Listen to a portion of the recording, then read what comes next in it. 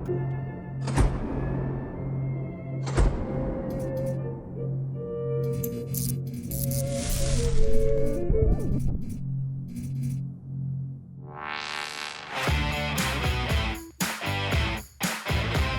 going on, CAF Plus YouTube members?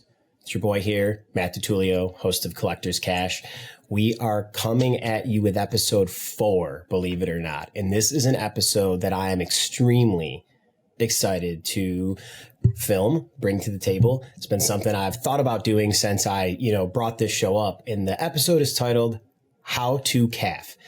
I think sometimes maybe there's some people that are tentative to hopping on comic art fans, or they're nervous because they're not sure how to start their own CAF, or they'll log into CAF, but then they don't want to add pieces because maybe they're not exactly sure. And I wanted to show the ease and the variety and the versatility that CAF brings to the table. I think it's such a cool thing. I've met so many cool people through this. So I wanted to build a CAF gallery from scratch.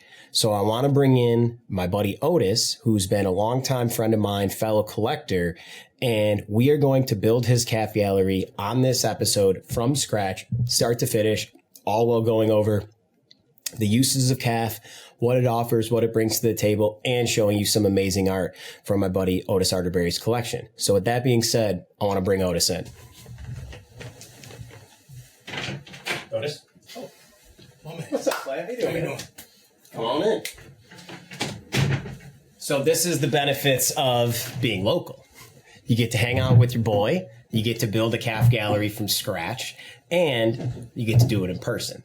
So Otis, thank you for joining me today. I appreciate that, man. Now we've attempted this episode once or twice, maybe, but now we feel like we're right on pace with it. So Otis, really appreciate it. I know that maybe sometimes in the past you've considered building your CAF, but for the most part, you've been a collector that kind of likes to, I don't want to say remains anonymous, but maybe is a lurker a little bit. You don't want to get you haven't always wanted to put your pieces out there, but throughout the years and throughout spending some more time in the art community, I finally was able to convince you, or you at least agreed. A little bit of both. Yeah, a little bit of both. But I think what's important first is what the heart of the name of comic art fans is. It's comic art fans. That's what we all are.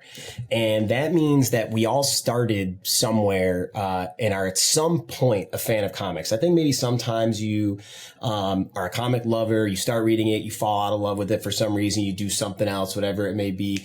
But then somehow, some way, we always get drugged back in. Whatever story it is, anything like that. So I wanted to start off by showing a little bit of a background about you, because I think it's very important. When you look at somebody's CAF gallery, you can kind of get a sense of what they collect, who they are. And with you, I think it's very, apparent, of what type of guy you are and what you collect. But I think it's also pretty important to go over. So tell me, who is this guy? That guy right there lives inside of me. It's little Otis. It's the original little Otis.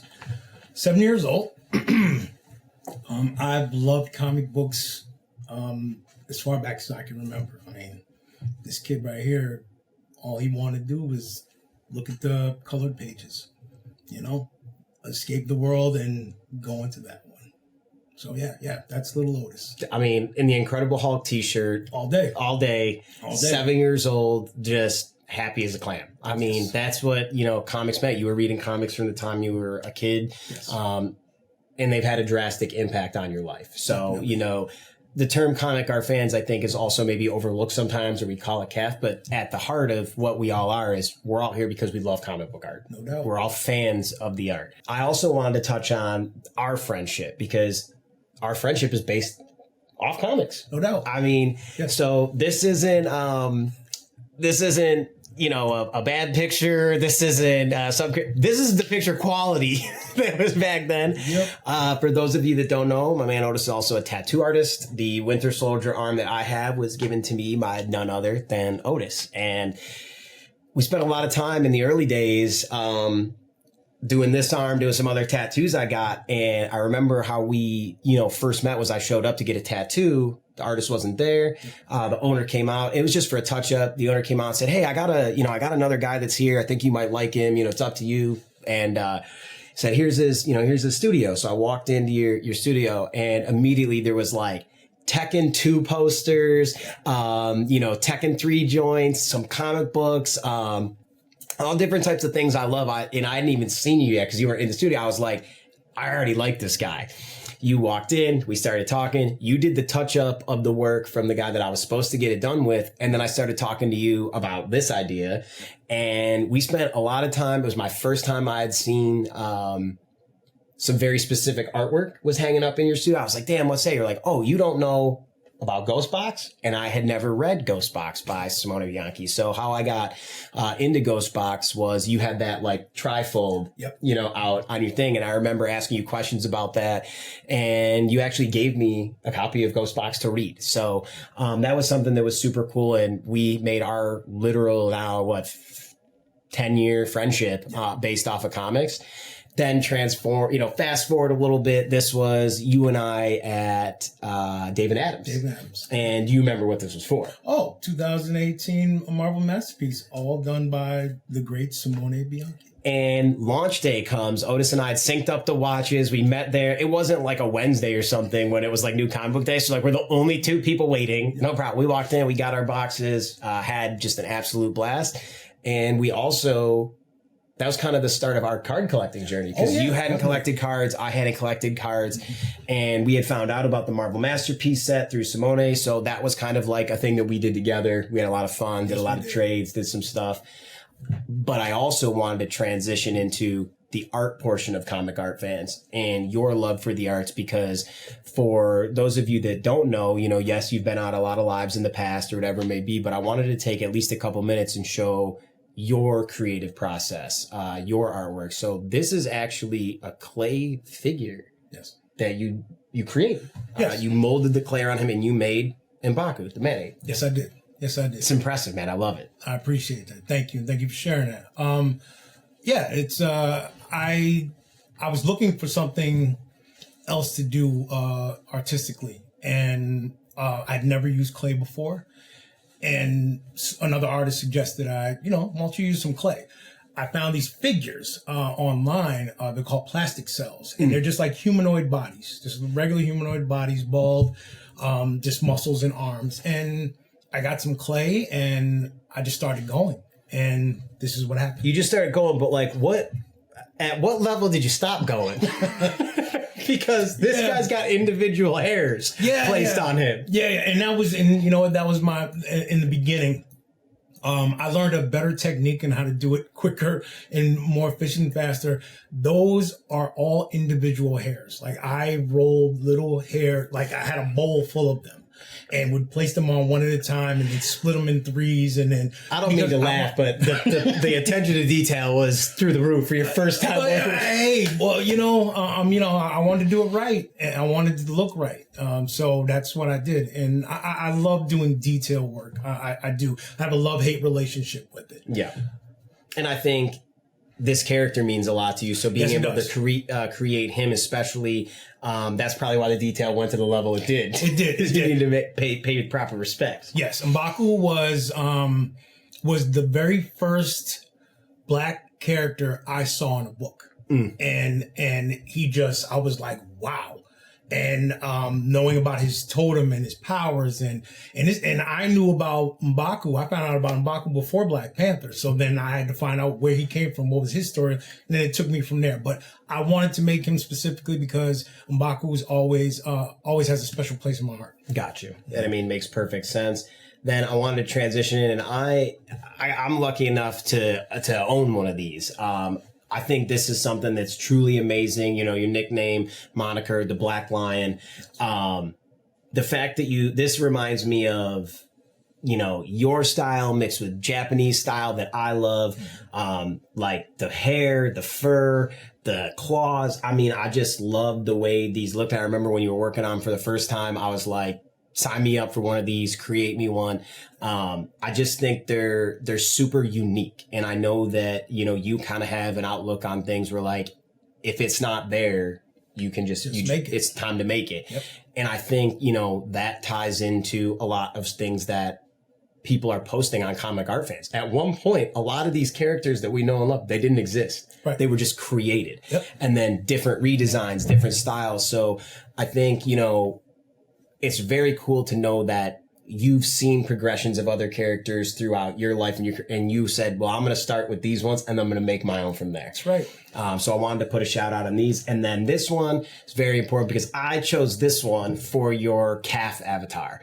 So we're going to move in a little bit to building your CAF, putting some premiere pieces, I would say some of your personal favorites that we want to put in. You obviously have a larger collection, but for, time purposes today, we want to, do about 12 pieces. Okay. But I thought this was extremely important to show because this really captures, the chains, the hand wrapped leather, the sculpture, the metal, also taking the time. And this is like at the golden hour, bro. You took this point. You were like, I'm bringing this figure with me to get an amazing shot, and you got it. Yes. Thank you very much. Yeah. That was beautiful. I love that piece.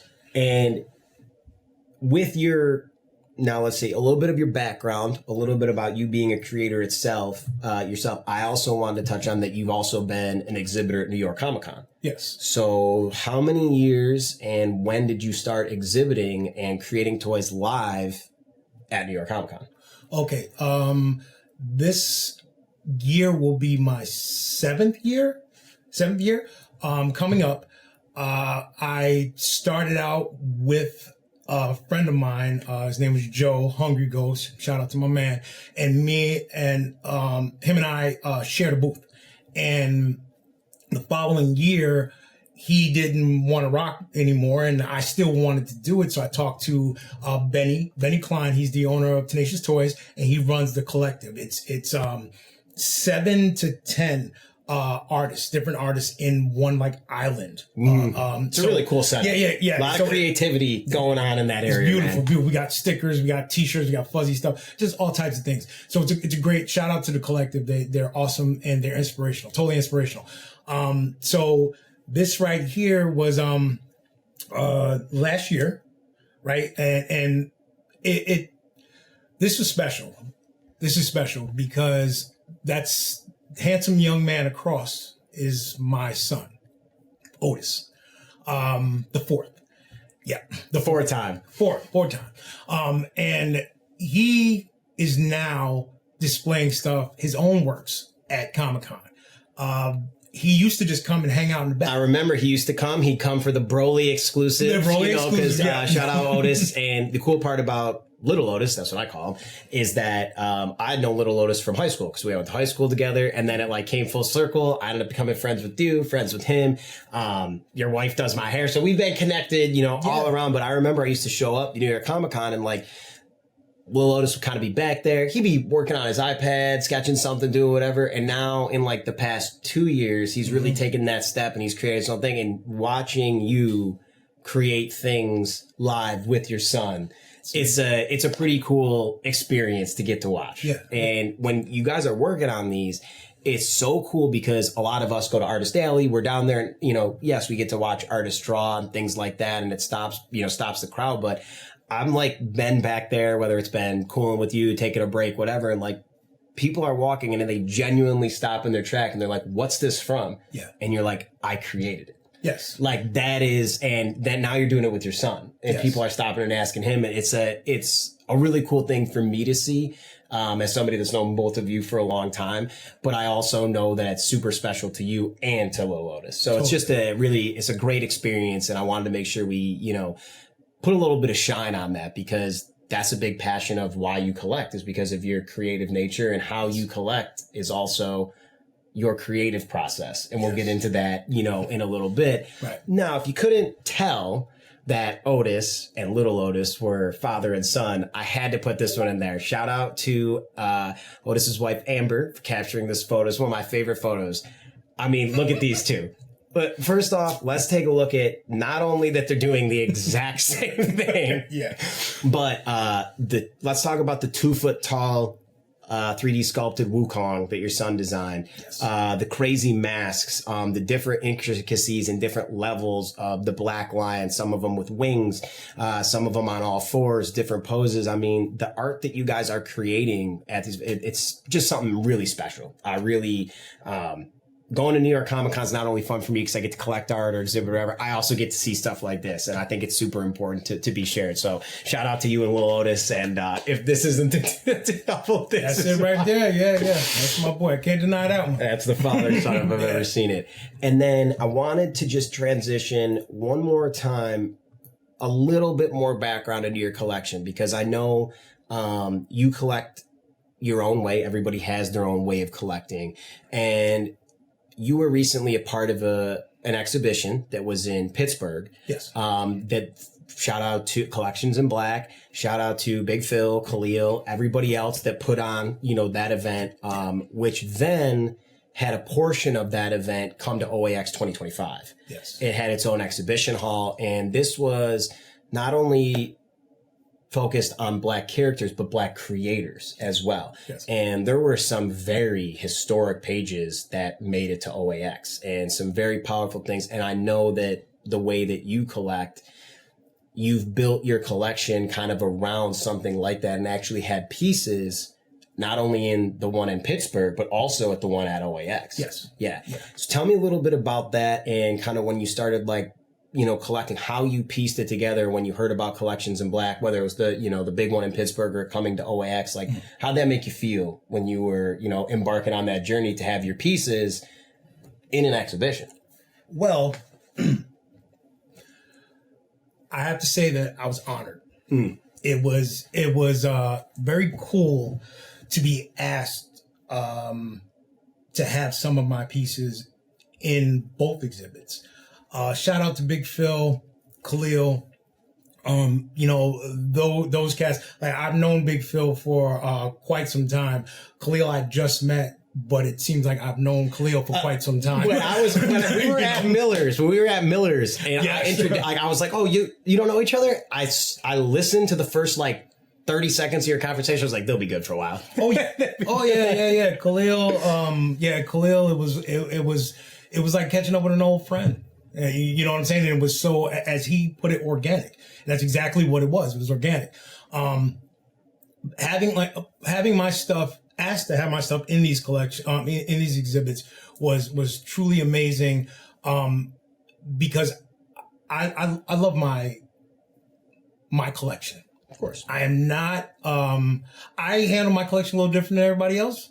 I'm not a framer. Which is completely fine. You can collect however you want to collect. You can mat anything how you want to mat it. You can put it in, as you can see around here, I have a lot of my stuff in frames. You're a portfolio collector. Yes. Collect how you want to collect. Yes. God bless. Yes, yeah. And to those of you who have shamed me over the years, look at me now. And here we are. Here we are. So, but that's the way I collect. I keep my stuff in the portfolios because I like to take them out and study them. I like to get a piece that I got in 2015 and break it out in 2020 and notice things that I didn't notice the first time.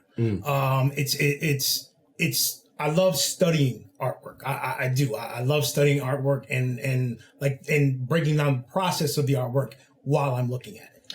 And it would be a remiss if we didn't tie in this next photo I have before we get to your art, because it does tie into a little bit of, not only a little bit, a lot of it to the first piece of art we'll add to your CAF, but also a couple pieces behind us. So why don't you tell me a little bit about this photo, and I'm going to go grab a piece of art and we'll see from there. Okay. This photo is very, very special to me. That beautiful young lady is Shauna Graham. A beautiful woman, Shauna Graham. She is the granddaughter of Billy Graham. I got together with Shauna via the internet, social media, Facebook. I was buying a piece. I was looking for, I found a Billy Graham piece. And I believe we may talk about it later. Yep. I found a Billy Graham piece and it was for sale. And I'm like, you coming across something that you never thought you would fine, and then having the actual opportunity to own it. Oh, it's the best. I was like, this is this a reproduction? Is it you know what I'm saying? So I reached out to, I believe his name is Jason, and he said, no, it's real. It actually comes straight from the Billy Graham estate. I can hook you up with his granddaughter, and then you two can talk. And then it went from there. We kept going back and forth. I got a piece from her. I got the first initial piece from her, and I was just so happy to own a Billy Graham piece. Billy Graham is my favorite. He is my favorite, all-time favorite artist. And here's one of the pieces. And this is one of the pieces. This is from Saber issue number 3. Yep. Oversized, as you can tell. Oversized. So we did do a lot of scanning because while Otis also doesn't frame his work, he keeps in the portfolio to study it. So we had to scan some work as well. Mm-hmm. Now, I only got an 11x17 scanner, and I love the homie over here. But to scan things, 4 or 5 times and put them in Photoshop for the episode. But I wanted to feature this on here because it's a beautiful piece of art, but the story behind it, and you tracked it down. I did. You tracked it down and you added it to your collection. It's a powerful, powerful piece of art. So congratulations. Thank you. Thank you very much. One of my favorite pieces. Yeah. Shauna is great. She's such a cool person. She let me know things. We had conversations about her grandfather. I think one of the coolest things that I had gotten is, can I go grab it? Yeah, sure, man. All right, I got something.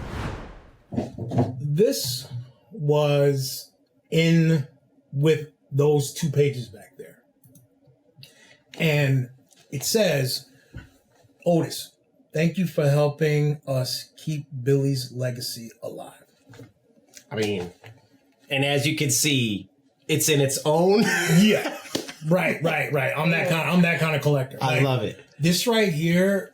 I mean, guys, this is the original Billy Graham cardboard. That's the cardboard. You don't even get to throw out the cardboard. I don't throw out the cardboard. No. So this means more to me than the artwork itself, to be perfectly honest with you. Like, I love Billy Graham's artwork, his story, what he did, how he did it. And this right here means so much to me for her letting me know that. So this is really cool. So now we're going to transition into literally building Otis's CAF live here. So there's going to be some things that we did to prep it a little bit for speed purposes. But logged Otis in. Congratulations. You're here.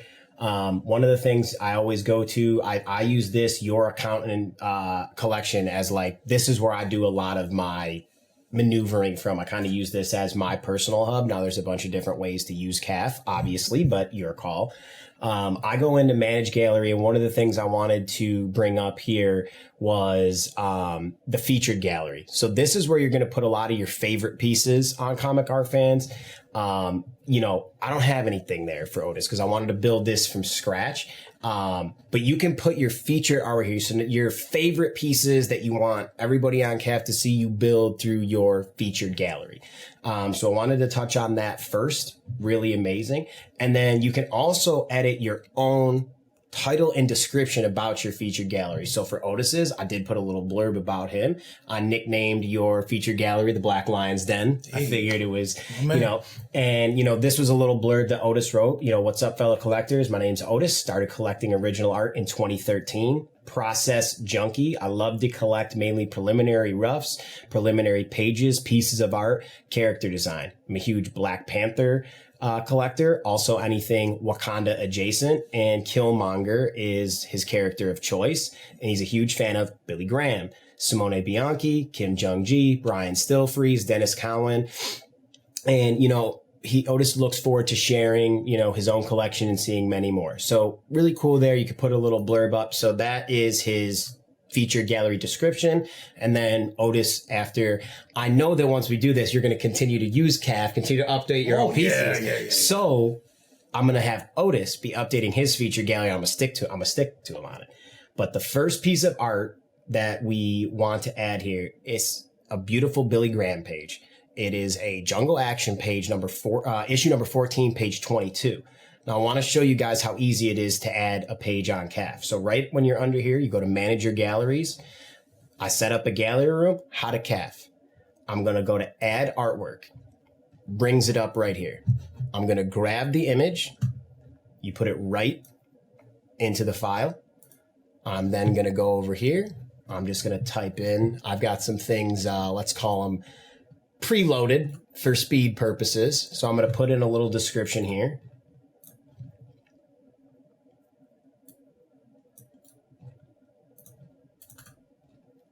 So here's the title line that everybody will see when they're on Comic Art Fans looking for your piece. Yeah. Then there's a description below it. And this is where I really like what Comic Art Fans has to offer is you can get very granular on how you want to describe your pieces and what you want to do. You can do a very long description of whatever you want. Otis, quick question. Is this first piece going to be for sale? Yeah, no. So we're going to go, it's a pencil and ink page. It is an interior page. And, you know, when you look through here, guys, this is the art type, animation, color guide, comic strip, commission, double page, all these different, you know, ways to categorize your art. This one that we're doing first happens to be an interior page, and that's the default because that's a lot of what's on Comic Art Fans. It's a published piece of art. And then down here, you have your artist, guys. So the penciler for this page is Billy Graham. So I'm just going to type his name in first. And penciler is the default. Now I'm going to go down. This page was inked by Pablo Marcos. So I type in his name. I'm going to label him as the inker. And then guys, this is all stuff that's publicly seen. But down here, you have private data. So this isn't something that I would share live, but if Otis wanted to go back in, you can put the purchase price. So this can be like your log of how to, you know, track your art, what you paid for it, when you bought it, what you have the estimated value of it being, and then provenance. Where did you buy it? Who did you pick it up from? What website? And you can leave some personal notes. So first thing I'm going to do is I'm going to leave that blank. I'm just going to click add artwork. Just like that, the piece will be loaded on to Comic Art Fans, go into the new art feed, and I'm going to bring up a beautiful scan of the image. Let me see here. So we can go right here. Oop, hold on. And then I can bring it up right here. Then I'm going to share that screen. Because I want Otis to tell us a little bit about this piece. So I'm going to stop sharing this screen and I'm going to share this one because this piece is just absolutely stunning. So talk to me about this one, Al. Yeah. I mean, sheesh. Yeah. This is my very first Billy Graham piece. When I saw this, of course, to be perfectly honest with you, if it would have been any Billy Graham piece, I would have got it. Just to be able to own one. But when I saw this one, it really, really spoke to me. Everything from the Fountain of Tranquility, the Temple of Tranquility, I'm sorry. The fountain to the foliage to the young man sitting on that throne. Okay? If you didn't know what was going on here, you see a father and a son having a conversation. And if you just looked at the pictures without reading the words, you could see something there. Now, what makes this special to me is this is a picture of a black man talking to his child about how he messed up, how he has kind of lost his way, how he wants to figure out what to do and how to do it. You see the expression in the hands being open. He's like, I don't know. The little boy looking at him, young man looking at him, and then you see in the second to last panel, he puts his head down because he hears his father. His father is explaining his feelings to him. And then the last panel is like, I even get emotional looking at it. It's a picture of a black man crying and his son seeing him cry. Now, that's not, I mean, I can't speak for anybody else, but I can speak for me. I can speak for a bunch of people that I grew up with. You don't see that. You don't see emotion. Well said. You don't see emotion from a father to his son because they can't show that. They have to show how strong they are. They can't, and times have changed. You know what I'm saying? Times have changed. But that's what was so special about this piece because this was back then. And for a young black man to see his father emotional and not just that, but the father actually telling him what's going on, that he's lost his way. Like he doesn't understand why he's doing what he's doing. Like he's showing his son frailty and vulnerability. And that's not something that you normally see. No. So, I mean, it's a beautiful piece of art. And what I liked about it too, is it was a great piece to lead off because it was something that is, a historical piece, for you picking it up the way you did Billy Graham, one of your favorite artists, but also it's got an emotional attachment. It's got a sentimental attachment. And some pieces don't have those. That's okay. Right. But some of them do. And I thought when we were going over and, scanning, some of your collection, I think we both kind of agreed that one, had to be in there. So I'm going to go right over to the next page. And I got a couple things loaded up here. So this next piece is something very interesting. And there's a good story that goes along with this one as well. This is a character that I had personally never heard of prior to talking to you and seeing this piece in person, which it's really just incredible in person. But it's a Vortrekker character design, and it's by Dennis Cowan and Sam De La Rosa. And I'd done some research on this one because I wasn't familiar. So I'm just going to read the description I have here, and then, we'll take it away as I go down here and we'll bring the piece up for Otis to elaborate a little bit on. But Vortrekker is a member of the Supremacists, which are a group of 6 superhuman enforcers that reside in the country of Asnia that follows apartheid policies. So this group consists of Vortrekker, Hungry, Barricade, Captain Blaze, White Avenger, and Harrier, where they all trained at a strictly classified secret special weapons research facility in Asnia. So hearing that, I don't even know if you're going to be able to put the two images together, but it's really just something extremely cool to see how it was designed from start to finish. And it's not for sale, obviously. Pen and ink, illustration, it's published. And I want to just keep going. First, Dennis Cowan was the penciler. Sam De La Rosa was the inker. So we're going to add the piece of artwork here. And then I'm going to bring up, this is adding over here. I'm going to bring up the piece because the piece itself is just something really cool. And I think it's you have a unique story that goes along with this piece. So I mean, yes, I do. Yes, I mean, this is just an amazing. You can tell the time and effort that was put in to design the character. Yeah. I mean, that's what I love. That you're a character design collector, because I like that stuff too. So I get to see your collection. Selfishly, I have no problem admitting that. But I love the notes. I love getting to see into Dennis's mind when he's creating, brown dart here, winged tunic, insignia in green. So he was, while he was even only doing this in pencil and ink, he was seeing how the colors and how it was going to come to life. Yep. And you're getting a snapshot of that through this piece. Mm-hmm. So why don't you tell us a little bit about the story when you reunited Dennis and this piece? Yeah. At OAX, I reunited Dennis with this piece. I showed him. He hadn't seen it in over 30 years. And he was like, wow.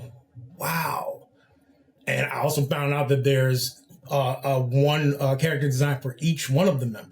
So now I might be on the hunt for those. Okay, putting it out there. If sees any. If anyone sees any. Okay. So when I showed Mr. Cal the piece, and he was like, "Wow, I haven't seen this piece in over 30 years," and he was staring at it. And I'm a huge fan of character designs because it's like I remember the Marvel handbooks that had the front, back, that profile. They're like the 3-stage. Yeah. Right. And then you got all the art, the summary and, powers and all that stuff. So like when I see character designs, that's what they remind me of. But also a character design is awesome to me because this is the very first image that's of what I love about the it. character. Yep. The very first image. Sometimes things will get changed along the way, but this is the very first image that that the artist does. Now, when I showed him this piece, I had a couple questions for him. And I asked him two. One I will share. The other one I need his permission to share. The one I will share with you. I asked him, like, these bad guys, these villains, they're white supremacists. As Azina, Nia, where they are, is South Africa. Okay? So now if you put all that together, during the apartheid era back then, these people were supposed to represent people from there. So I asked him, I was like, what made you make him look the way he looked? Like, why does he look the way he looks? And he looked up at me from the table and said, because that's what a white supremacist looks like. A white supremacist looks like. And what I got from that was he's seen that face before. He didn't make that face up. You know what I'm saying? When he said that to me, I felt that. I felt it. And that's one of the things about the things that I collect.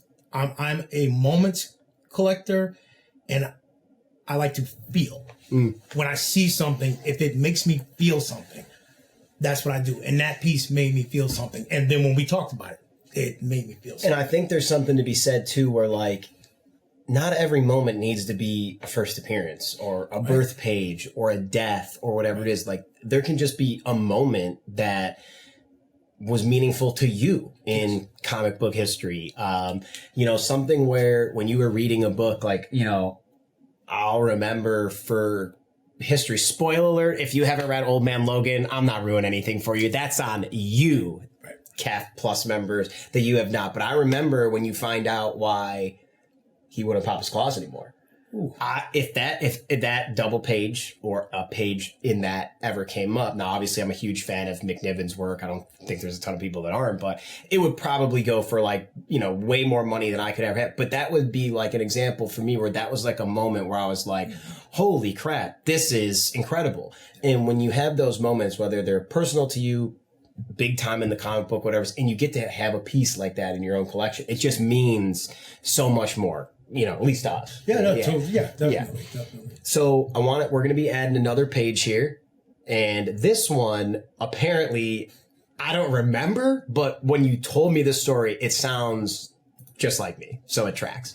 I wanted to show this one for a reason on how to add it. So again, guys, everything I'm doing here, I'm going from your account collection, going into manage my galleries, and I'm clicking add art. This one is Black Panther number 38, page 4 by Francis Portela. But what I wanted to do here, it's pencil and ink. It's an interior page. It's published. But he did the pencils and the inks on this one. So what's interesting is there's actually a filter here to click all. So let's say not on every piece you add, there might not be a pencil and an inker. There might be a jam piece where you have 5 people on here. You have the ability to add those, but this one's all Portela, so it's really nice that you can just click all. So when you have a piece that is just done by, one artist, there is no pencil and inker, you have the ability to just put all. So I'm going to add this piece on here, and then I'm going to bring up the window here, and I want to show this piece of art because this is a dope piece of art. I absolutely love it. And this, there's those pieces that like you see and you think of someone. You're like, oh, that would be great if it's MODOK. I'm like, that'd be great for Casper's collection, whether Casper wants it or not. Thor, I'm like, that's Bill or Cyclops. And I've always, whenever I've seen Black Panther, Killmonger, especially together on a page, I think you. And, this is like a beautiful full page battle page here. Yes, so you picked this up at New York Comic-Con, yes, correct? New York Comic-Con. And so I also collect sequential pages. And I had purchased the page after this, but I had the option to get both. I bought the page after this because there was a lot more action on it. So I had the page, walking through with my wife. run into this gentleman. We start talking, and I show him immediately. Bad influence or good influence, depending on how you're looking at it. I show him. I'm like, yo, look what I just got. And he's like, oh, that's dope. That's cool. And I'm like, and they had the title splash page, the one right before it, but I decided to get this one. And he looks at me and he says, well, why didn't you get the other one? And I said, I don't know. I just decided to get this one, but he's like, well, wouldn't they look cooler like together? So, yeah, he's like, so why don't you just go back and buy it? I mean, sometimes you don't gotta overcomplicate it. You know what I mean? If the bank account says yes, that's the only thing in your wife or your husband or whatever. So he jumped on my shoulder and started talking to me. And of course, I always look over to my wife, always. And then she goes, does this? And we went right on back. Sure did. Pick that one up. Oh, I mean, look at the detail. Yeah. I mean, on Killmonger here, I mean, it's just and he's masked up. Right. I mean, both of them really. Yes. Going into battle, I love, the skulls here on his belt, going up here through the necklace. I like the armor that, T'Challa's got on. They both got weapons. Yes. I mean, this is the two of them going at it. Exactly. And fun fact, the mask that was made that he designed is the reference to the mask from the movie. Right. So I collect Killmonger and Black Panther, but if I have the two of them in a fight or on the same page, that's what I really, really look for. Because, they're the two sides of the same coin and they're both my number ones. And sometimes you need a friend. Yeah, sometimes you need a little push. There's a little push. But also stand up for yourself and don't buy it if you don't want to. Right. Yeah, that too. So now we've had a character design, published page, battle page. That I'm a big, and I've adapted throughout the years. When I first started collecting, I was like, oh, I want, covers, then I want pages, then I want this. And I think as I started doing more in my collecting journey, I had somebody once give me some advice that has stuck with me very well. And I say it to people all the time, oh, how do you decide to buy stuff, or what do you do? And, when people ask me that still to this day, I'm like, that's an interesting question. But I have a saying, I buy it with my eyes. Yes. I just buy it if I love it. To me, personally, of course, if you want to buy something as an investment and you want it, more power to you. Understand it. Try to look up for some comps. Watch Tatiana's All Access show on how to price your art. She'll give you some examples on it. But I also think it's sometimes very important to buy with your eyes and because you love it. You know what I mean? When you get something that's just, you just really enjoy. And I know some people aren't. I know some people have got burned. I love commissions. I love getting my favorite artist to get me to create something for me. Yeah. And while this wasn't exactly a commission, it's a commission typed illustration. So, when I share the screen here, it's a unpublished piece. So this will be the first one where I can show you guys just a different filter here. So this is going to be a stylized Black Panther by Ken Lashley. Shout out Ken Lashley. Big bro. The lead killer himself. Ken has two big fans sitting here. Otis and I have loved, I've loved Ken's work for a good amount of time, but Otis and Ken have been friends for, much longer than I've known either of them. And I know that Ken's artwork holds a special place for you because Mr. Lashley was the very first person that I saw that made me say, I can do this. I can be an artist. I can do what I love to see and collect. I met Ken 30 years ago at a signing at a comic book shop. And he wasn't even supposed to be at that comic book shop. I guess kind of like how we met. Right. Yeah, right place, right time. And that's the way it goes. And he's been such an inspiration to me. He gave me, like I said, look at that. Look at that. And I love that you specifically wanted to use the word stylized because that's what it is. I mean, this is Ken flexing his muscles. Nobody told him what to do. He just put it down. And as you know, I don't know if you guys caught that, I went into the art type there, and this is done with markers. There's a marker category here to be done with that. So you can really get granular on how you specify things. And I think the way Ken, the posture here, the composition, but also my favorite thing that Ken does, I think up there with anyone, is the use of white to highlight the use of the blacks, the white in the eyes, on the claws, just these little subtle white hints, even in the, I mean, this is just such a dope piece of art. And I love that he did the character's name on the piece and incorporated it around the arc of his arm. I mean, it's just, this is classic Ken to me. You know, this is just kind of having a ball, and it really shows. I love this piece. That this could be a variant cover. All day. This could be a variant cover. And they wouldn't have to do anything. Right. They could just do this. That right there. And that would be it. And maybe throw like a number 3 here or whatever it was. He had just got some new markers, and he was just trying them out. And he posted this picture, and I was like, wow. And then it went up for sale. I went for it, got it. So happy that I got it. It's like one of my favorite pieces. I love this piece.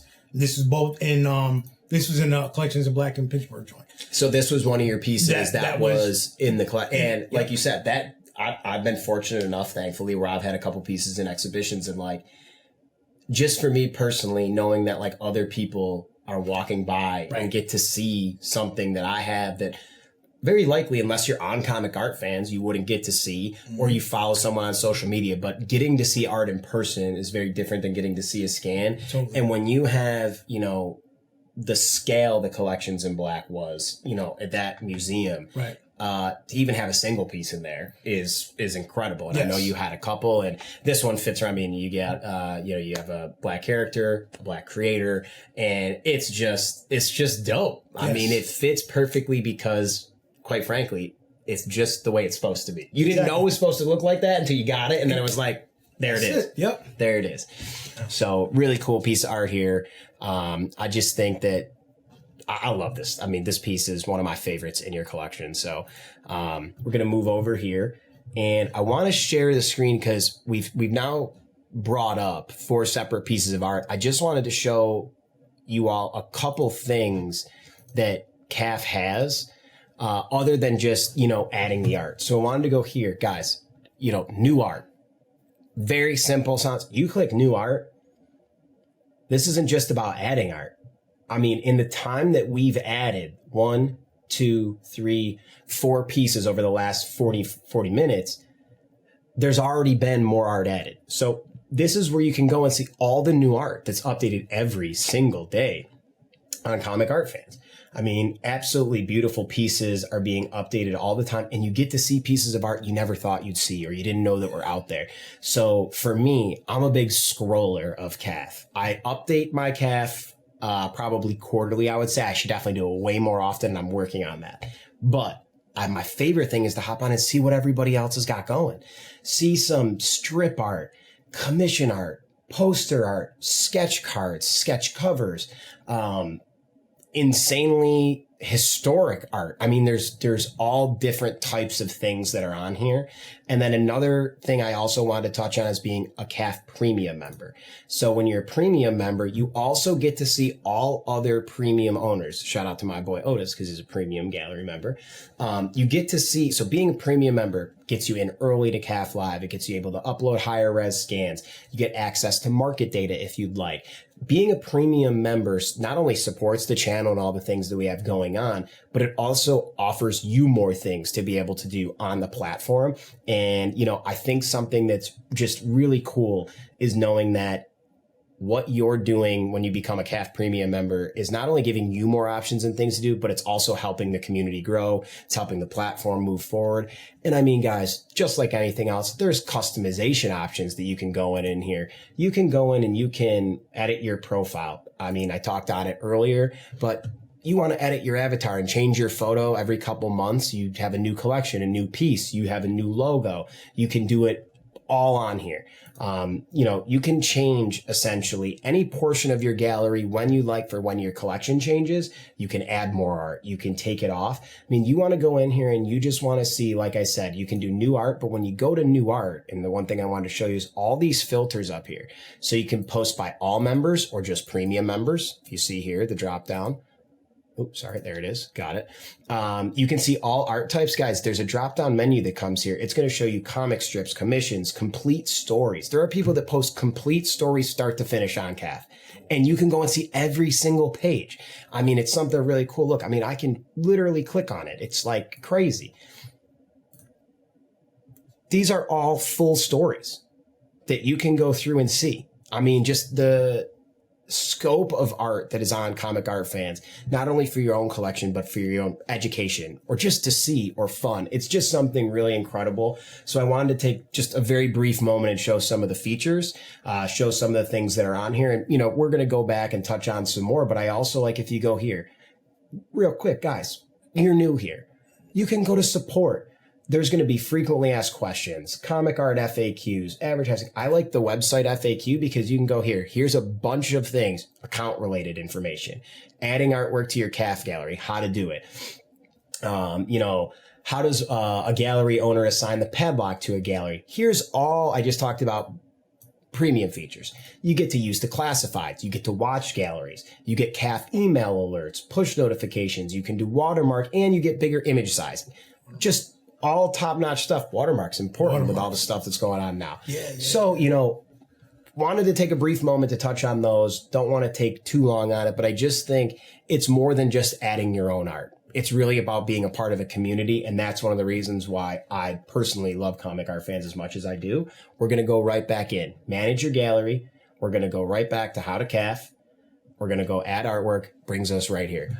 I am going to start this next one, and I know this is a piece that you love, obviously all of them, but this is a piece that I think is just perfect for your collection.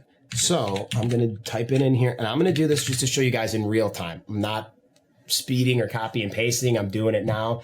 So I brought the image over, and the title is Classic Killmonger by none other than Larry Stroman. Larry Stroman. Now, I lied to you. I did say I wasn't going to copy and paste, but I do have a brief description that I want to put in there just so we have something for when people come to see this piece. It's not for sale. I would say this piece is mixed media. It's got some pencils. It's got some water washes.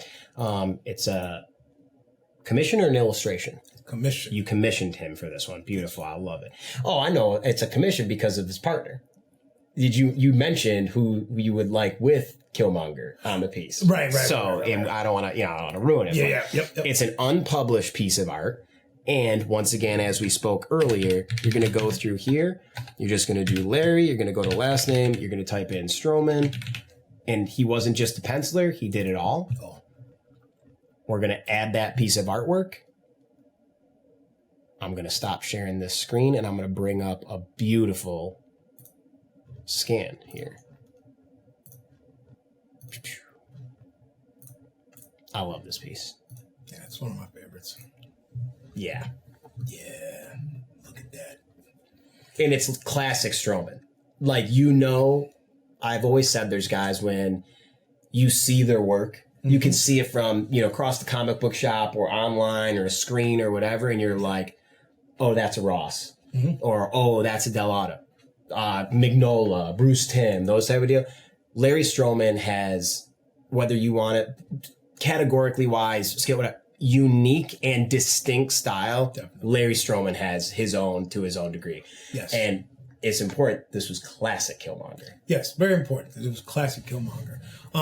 I got this for my birthday last August. His birthday present to me. I got it like the day before, which is awesome. Was it to me from me? Something like that. Hell yeah. Something like that. Those are the best ones. Those are the best presents, right. I got it at Atlantic Con. Shout out to Deron Flood and Greg Burnham. I met Mr. Strowman for the first time there. And I had a conversation with him, and we just hit it off. He's great. He's like one of the coolest. It was one of the coolest creator interactions I've ever had.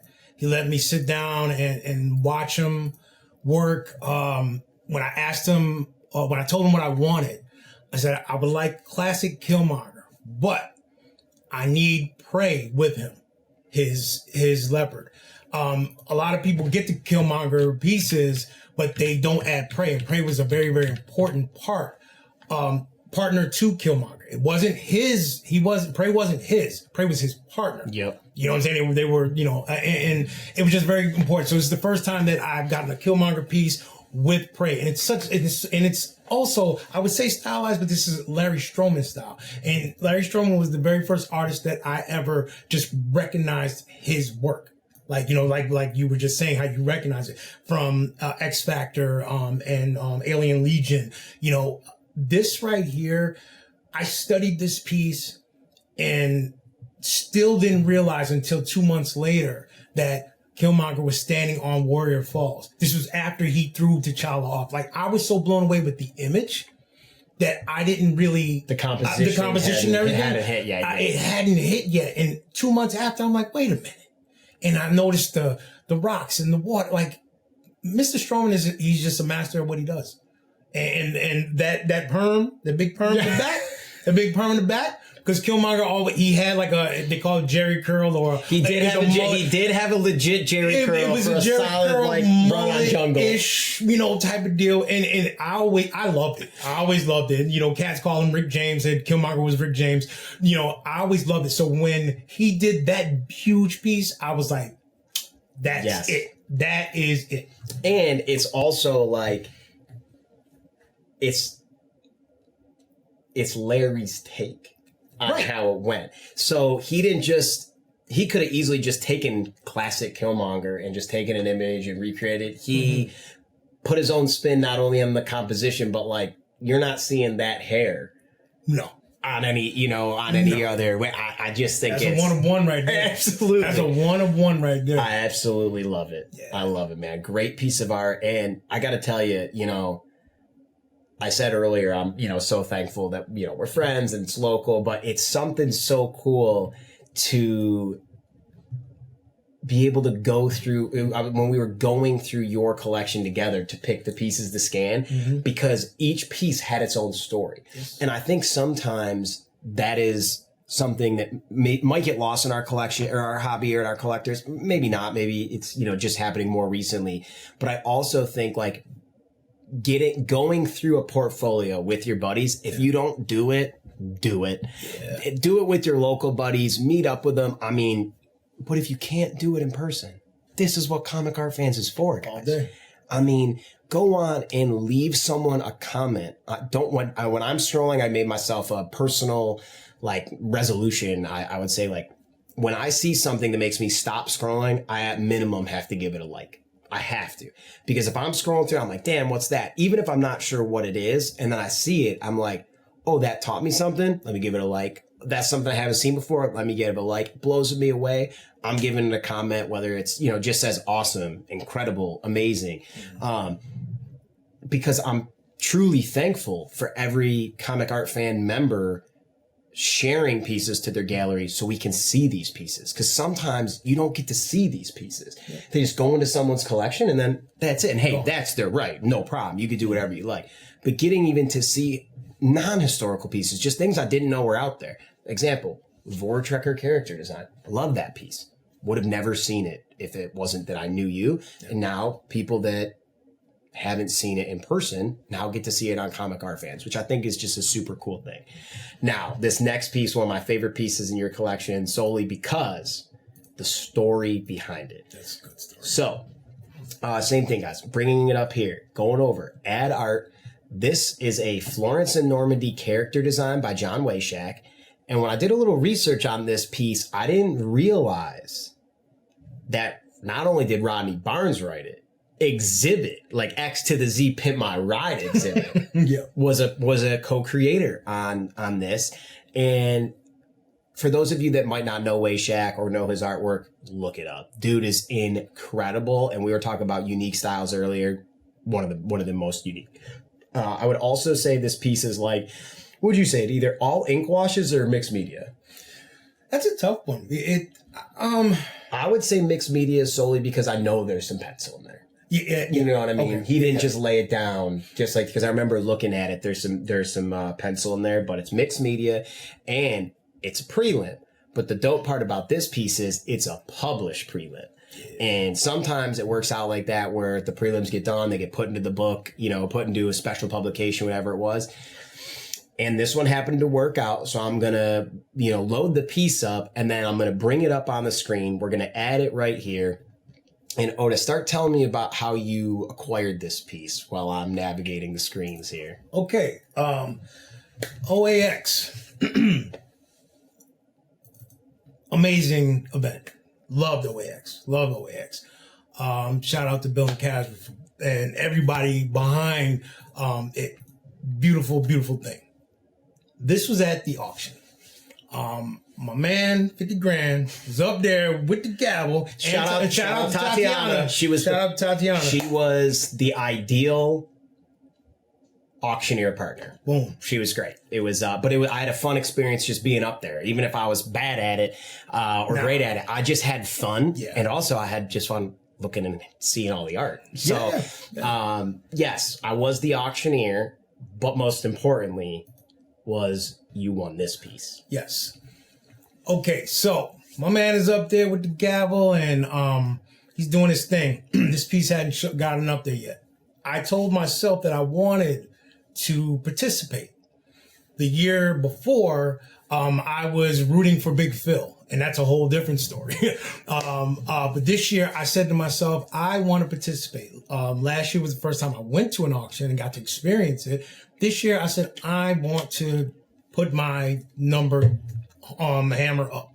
So number 365, I had talked to my wife, we were talking, and I told her what I wanted to do. And she was like, well, when you see a piece that you want, go for it. It's like, all right, cool, let's do it. Matt's doing his thing, Tatiana's doing her thing, and this piece pops up. And when I saw it, like I said, when I see a piece of art that makes me feel something, you can't describe the feeling. Your eyes lock onto it. And I locked onto it. I didn't know what it was from.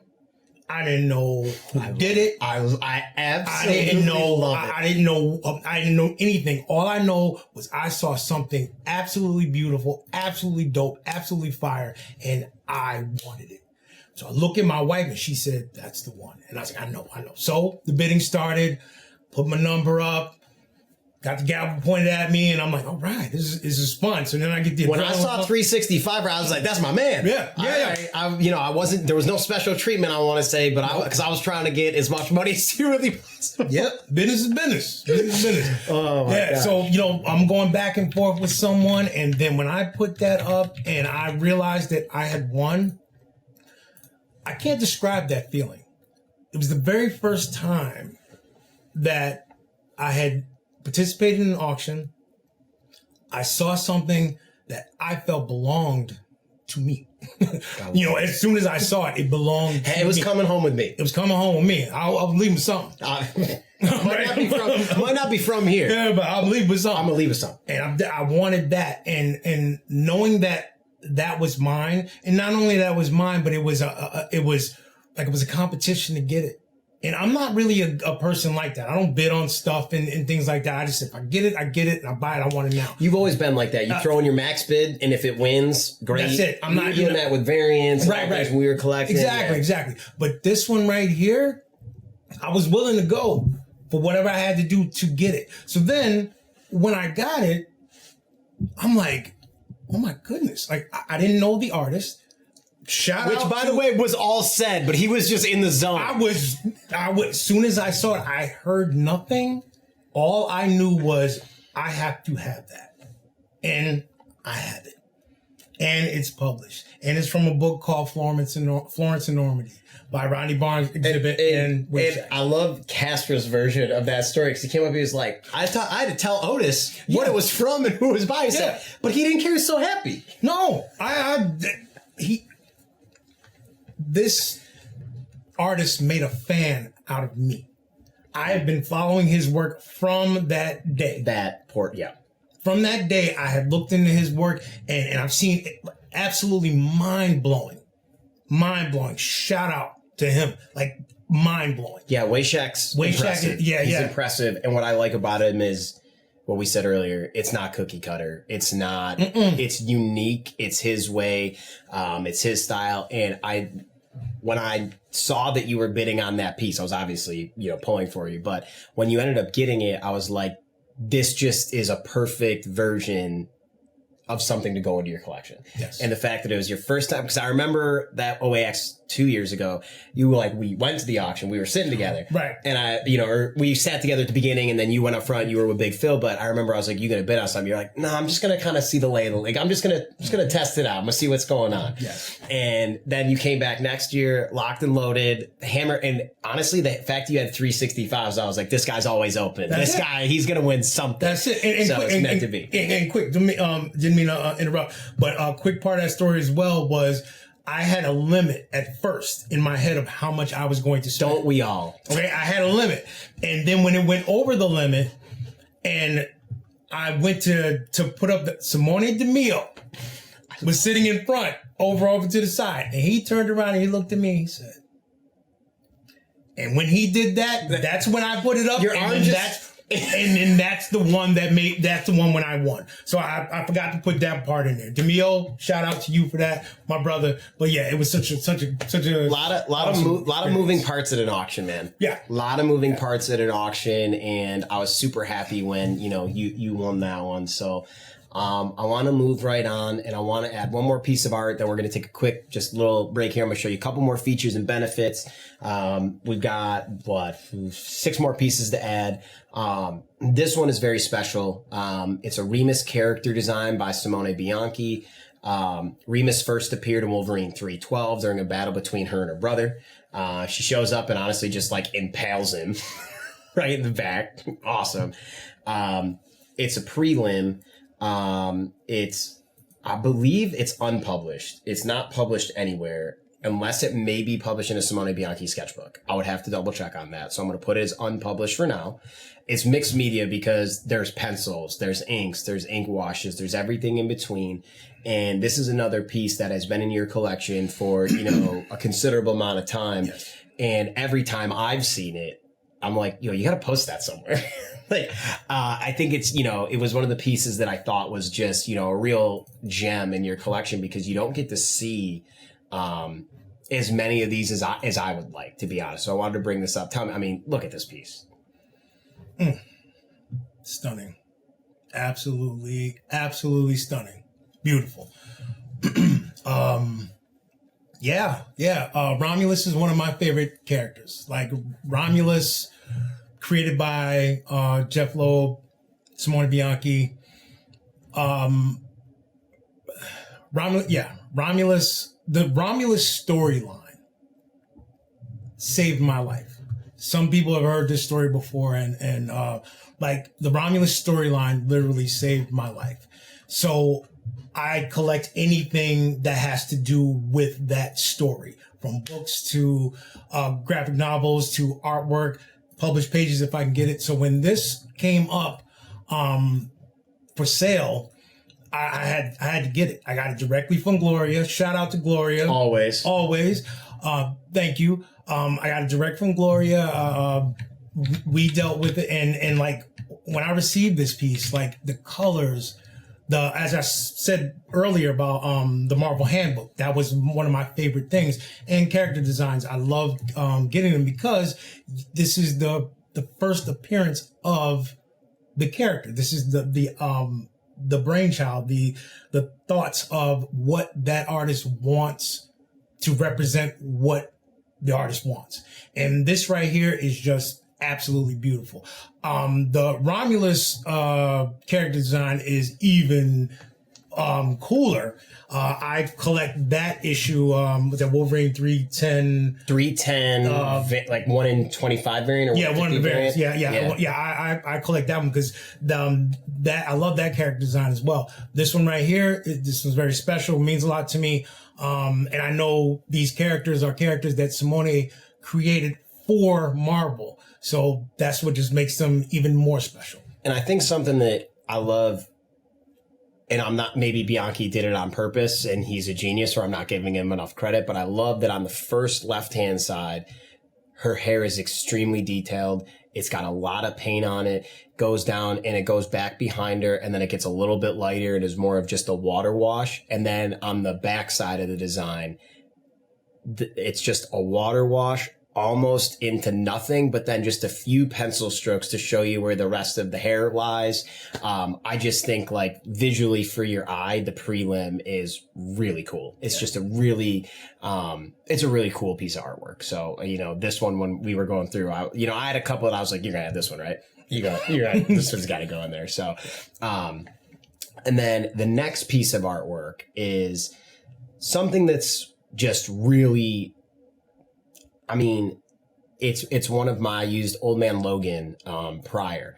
A story for me that I just absolutely loved in comics was Secret Wars 2015. Secret Wars 2015 was something I gotten a little bit out of comics. I was in college, I was doing some stuff, and I'd just gotten out of college now, and I'm like, whatever. And I remember issue 1 came out.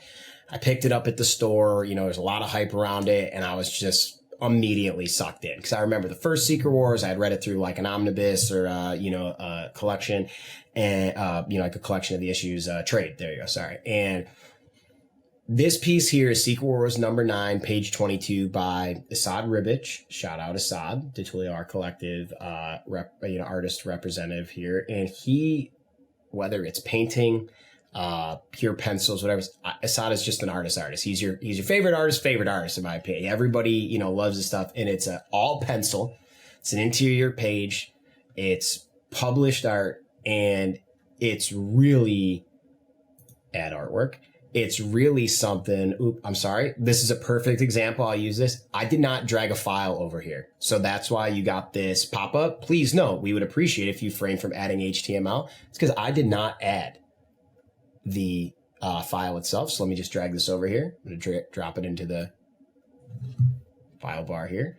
I'm going to go back down. I'm going to change it back to published art. I'm going to add back in pencils. And then I'm going to add Asad back in.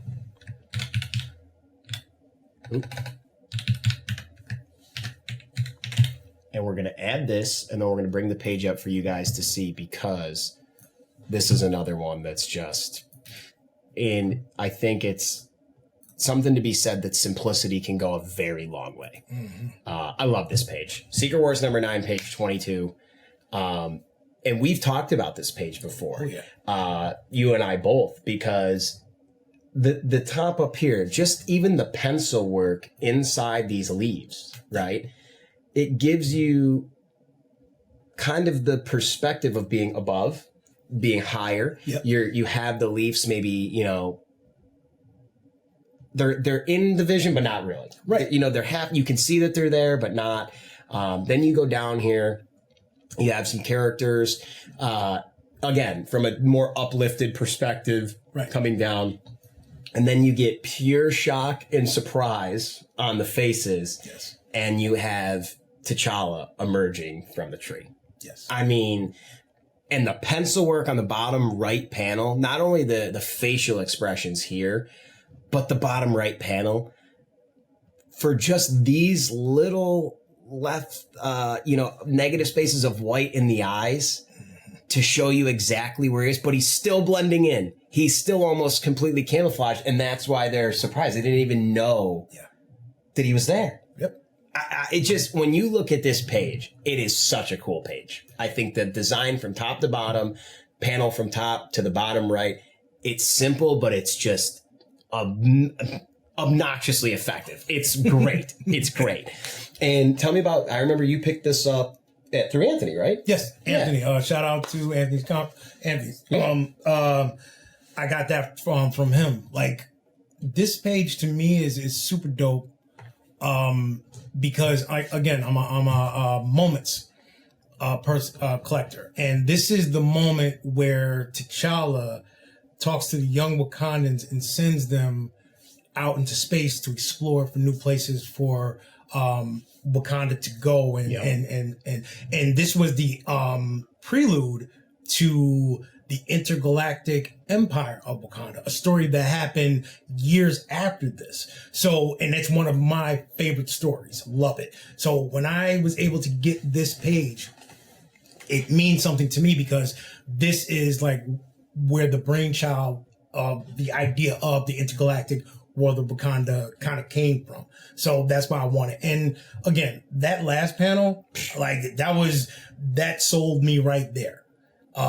The rest of it, it's just like, we had mentioned, we talked about it before, like the leaves at the top, like studying it at the time, I'm looking at it. Then when I actually stare and learn like how it is, to me, it's like T'Challa is in a tree and he's just silent up there watching them discover what it is. And then he just kind of drops down silently and they turn around and he's there. Like, this is storytelling without words. You don't need any words on this page to understand what was happening. Exactly. And that's what I'm saying. That's why I love this page so much. It's something that fit perfect for your collection. Right. So I know we, talked about, I wanted to show a couple more features of comic art fans real quick. And then we have, let's see here, 4 more pieces to go. Let me bring this up. One of the things I wanted to show on here that's really cool, I talked about it earlier, would be like following other galleries. So I just want to go on. Otis is a big Black Panther collector. I want to go through here and just take a look at some of these, pieces that are on here. You go through, you start scrolling, and I'm just going to keep scrolling for a little bit, and you get to see just all different types of Black Panther art. And all different types of things. I mean, here's a Shuri by Art Germ, that was up. There's an original trading card art by Simone Bianchi. So, friend of both of mine and Otis's, Louis Alonso. Yes. So you want to go to Louis's gallery and you want to see, guys, right up here. There's a thing. Add to my watch galleries. You can add Louis to my watch. I'm adding Louis. Please do. To my man's watch gallery because I know the stuff look, he's already got the 2024. Grego, Black Panther, in the collection up here. I love that Louis because he was a guy that came from the art. Shout out to Louis, amazing dude, one of the homies. That's the guy. Absolutely, ultimate hype man, one of the coolest coolest dudes you ever met, just super dope. No doubt. But he was kind of in the comic art community. He was collecting things. Then he moved to a comic card community. Then he moved into the art community, and he's been very active on posting his things on CAF. And like, I love to get to see that he's posting Marvel Masterpiece 2024 trading card. But the main thing is, and we'll give that a like real quick, but the main thing is, let's just do, I know you're also a big Kim Jong-gi fan. So let's go through here and just take a look at something. I mean, there are just some wild pieces of art here. This is one of my homies. Shout out Migs. This is in Migs Gallery. Sweet piece done in a 2015 art book. But I mean, look at the design. I mean, Kim Jong was just a master. Yes. But the thing is that you go through it and you show people a little love. You give them some likes. You show them the things that are going out there. So that's about looking, liking. You can scroll down here and you can leave comments. You can hop in here, leave a comment. You can send them a message via email, all different ways to communicate. But one of the main things that I think is very important about comic art fans, and I wanted to show you this, guys, is, let's see here, your premium preferences. Hold on. That is very important, but I'm trying to show you guys something that's the most important for me. You can hop into the premium dashboard and you can update your preferences. So in here, you can put all different types of keyword selections, guys. So you can type in these are Otis's. I already kind of had them pre-logged. You can't see them, but I'm going to go, boom. One of Otis's keywords, Billy Graham. Another one of Otis's keywords, Black Panther. Another one of his keywords is, let's go to Killmonger. Another keyword is Romulus. And another one is Simone Bianchi. Save changes. Preferences are saved. The keywords are in there. So you have the ability to go in and have keywords set up. So when things get posted, you get notifications. You get known that whether they're for sale or just been posted, that they're there. So you can kind of tailor your own CAF experience where you can go like I do and go to new art, and just continue to scroll and see beautiful things like this Doctor Strange by Travis Charest, or Charest, however you say it. Insane. This is a beautiful piece of artwork. Wow. And this was posted by Brian Wynn. This is painted in acrylics. It's a commission. I mean, it's a beautiful piece of art. You okay with leaving it a comment? Oh, be the first to comment. I'm just going to say. Dope Doctor Strange. No doubt. So you go in here, you put a comment in, you add the comment.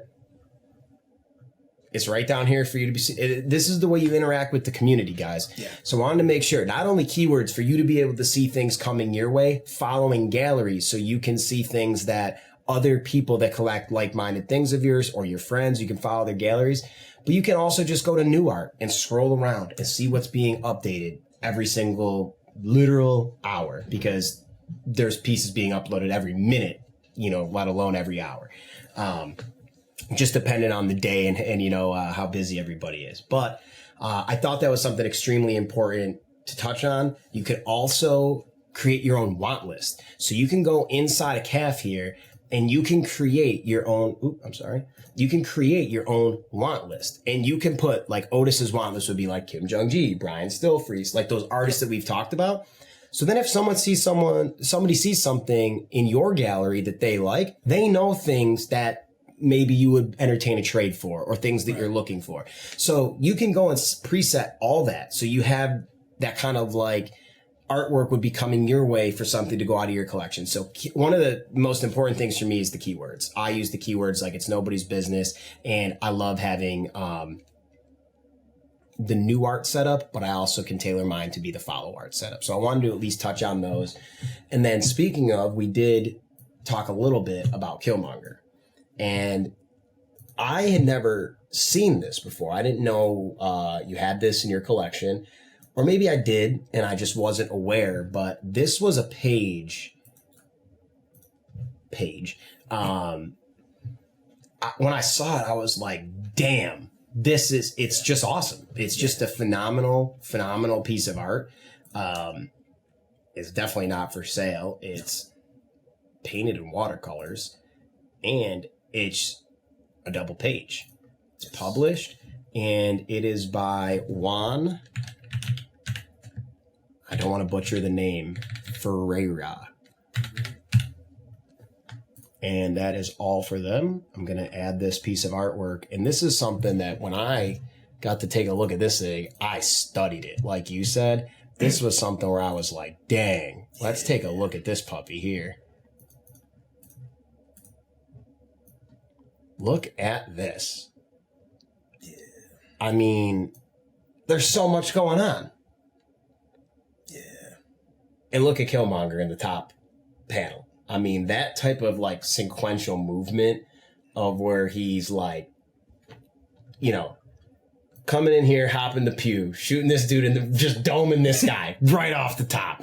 It's just to me, it's an incredible piece of artwork. I just think I love, the diving through the pews, leaping, shooting, even the way that he has the guns with the slide back, shooting out the casings, the muzzle flashes.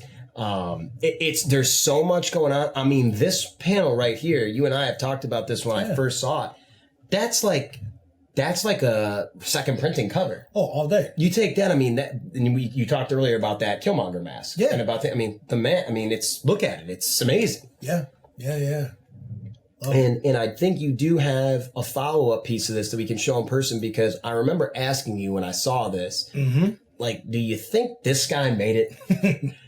And I'll let you grab it, but something that really blew me away about this page was just the level of detail throughout both of them. Yes. It's not too much where you get lost, because sometimes that happens on bigger pages. Yep. But you feel like this is like a controlled chaos, because that's what he was doing. And it was just conveyed extremely well. Yes. By the artist here. It was just something really, really cool. Beautiful. Let me grab that. And where'd you pick this piece up? I got this on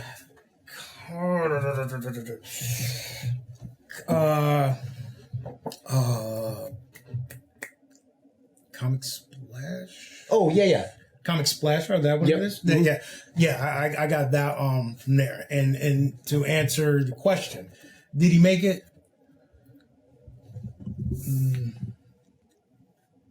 No. He didn't make it. He got walked right over the top and got absolutely bopped. He didn't make it. But you got the follow-up page, and I mean, even look at the middle panel there is just crazy, and he's just stabbing it right through the chest, or right through the body, torso. Yeah. Killmonger, and then like leaving her down there in the pool of blood. If you read the story, she kind of, no. If you read the story, I love his artwork. Absolutely love his artwork. And I mean, how special is it? And I don't want to say Killmonger's a B character. I don't want to say Black Bolt's a B character, but let's say they're not A characters. I remember what it was like when Black Bolt got his own book with Christian Ward, and we were both lucky enough where our maybe not all-star characters got their own story. Yes. And I mean, to own pages from that, incredible, because we don't know when we're going to get another Killmonger story, we don't know when we're going to get another Black Bolt story either. So it's always very cool to be able to own a piece from a story that's centered around your main character. You know what I mean? Totally. So really cool. And that double page is just something fierce. That thing is crazy. Now, next one, I know this is a piece that's probably one of the most special in your collection to you. No doubt. It is a absolutely incredible mixed media illustration by none other than Simone Bianchi. The big homie. I'm going to add this piece of art, and then I'm going to bring up the scan here for you, because this piece is just, it's pretty incredible. Now, he doesn't do a lot this style anymore. So this is vintage Simone. It's 10 years old now. Yeah. And I remember seeing this piece for the first time when you showed it to me, when you were like introducing me to Simone Bianchi art. And I was like, I remember my exact words, like, holy shit. I'm sorry for my language. That's exactly what I thought when I saw it. It's incredible. Yeah. Yeah. That is, I two things. I told my wife that I wanted to be buried with this. Straight up. I also said, if there was a fire, she was like, is there a fire? What would be the first thing you would grab? And I was like, well, I'd grab my original art, my Romulus piece, of course. And she said, well, what about me? And I said, you got legs. Right? I said, I love you, baby, but you got legs. You can get yourself out of here. This needs a little... Yeah, right. So, needless to say that this piece is my number one. Like, this piece means so much to me because, as I stated earlier, the Romulus storyline saved my life. And getting to have the creator of Romulus do a Romulus commission for me. And I believe that this was the first time that he was asked to do a commission of Romulus. And he was, hyped about it. And it was at New York ComicCon 2015, and he let me come behind the table. It was one of the first times that it was the first time that I was able to come behind his table. And here it is up on CAF. Right there. You know what I'm saying? I got to watch him finish this, and it's just so special. There's so much going on in there. And I've discovered over the years, I've honestly discovered things that I hadn't seen. I study this piece constantly. I won't put it in a frame because I like to take it out, look at it, see the pencil grooves, see where he changed his mind. There's a couple of whiteout dots, and just even the pencils, like where he stopped and started. I mean, it's just the flow of the ponytail, the flow of the two hanging pieces. Just everything about this piece is amazing. Yeah, and I feel like we get robbed of not getting more of these from Simone, because he does a lot more of the painted headshot style now. And obviously I love those. I own multiple of them, but this is something, it's a full figure. And obviously I have to say it every time. Can't get I'm a huge fan of horizontal orientation. I think it gives the artist so much more room to play with and things to do. And I just think the movement of this piece, the claws, the way his hair goes back. I love that he's got the hidden claw popped in each of them. The Japanese symbols on his wrist guards. I mean, the movement of the rings. The ring, The rings on his waist. And somehow getting like a chrome effect. Yes. On the legs is just like on the arm. It's just incredible. Yeah. It's an incredible piece of art. No surprise here. I talk until I'm blue in the face about Simone, but I just think it's always really cool when you get a piece that is created by that person. Like they brought that person to life, and maybe sometimes they're the ones that made them famous or, whatever it was, but getting something that they helped bring to life is, it's always something pretty cool. Yes. So we're going to move on. We've got 3 more pieces to show you. I'm going to do 2 more pieces, and then I'm going to talk about the CAF app. We're going to do some quick spiel about the CAF app because, guys, if you do not have the Comic Art Fans app, you got to get it. It is imperative to how I have now started to CAF. So we're going to go back in here. We're going to, guys, just to show you again, manage galleries. This is my hub when I'm adding. This is where I'm living. I'm adding art. I'm going to bring over, drop this piece in here. Got the description lined up. And this is another piece by Simone, but I like this one because you got this piece got into your collection, and you got this piece because your way of collecting. Yes. And the passion for your way of collecting was known by Simone and Gloria. Exactly. And they knew that this piece, they almost gave, there was like a preferential thing. Like when I remember Simone saying like, this piece, we should ask Otis about this piece. And like, that means, means so much. Yeah. So really this is a mixed media piece. It is a preliminary, but it is a published preliminary because it was a poster for a exhibition that Simone Bianchi did in Lugano. So we went through here. It's mixed media, pencils, inks, colored pencils, tonal washes. It's published because it was the preliminary for the poster work he was doing for the exhibition. When the exhibition organizers saw the poster, they also got to see the prelim, and they decided to make 2 posters. So they used the prelim as a poster, and then they used the fully finished version for a poster. And I just think that this piece here is, if you're looking for like a Bianchi prelim, I mean, this is incredible. And if I'm not mistaken, was it your first Storm piece? My first Storm piece. Yes. First Storm piece. Had to get the queen. I mean, look at this. That is so much going on. Like, that's absolutely beautiful. Absolutely beautiful. And like, this is where I feel like there's the artsy version. This is why I think the gallery or the exhibition was like, we should use this as a poster as well, because leaving one leg completely undone while the other one's jet black. The crack of thunder or weather back here where you see then the X-Jets, the X-Jet coming in. Yeah. The position of her body to then bring the bust off of that where it goes with her her face line. Yes. And then these individual lines here in the cross hatching all through the painted of her. And you said there's some white out here, and believe it or not, and you heard it on Simone's show when he was with me, he loves a good patch.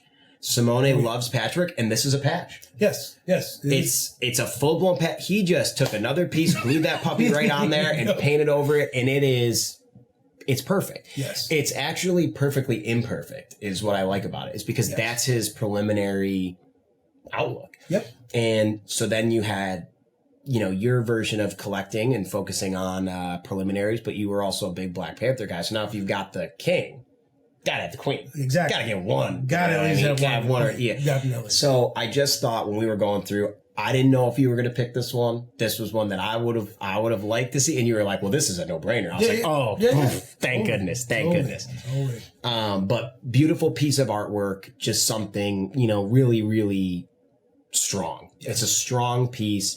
And I know that another really amazing collector owns the fully painted version. He collects fully painted pieces. He loves that piece. You love what you got.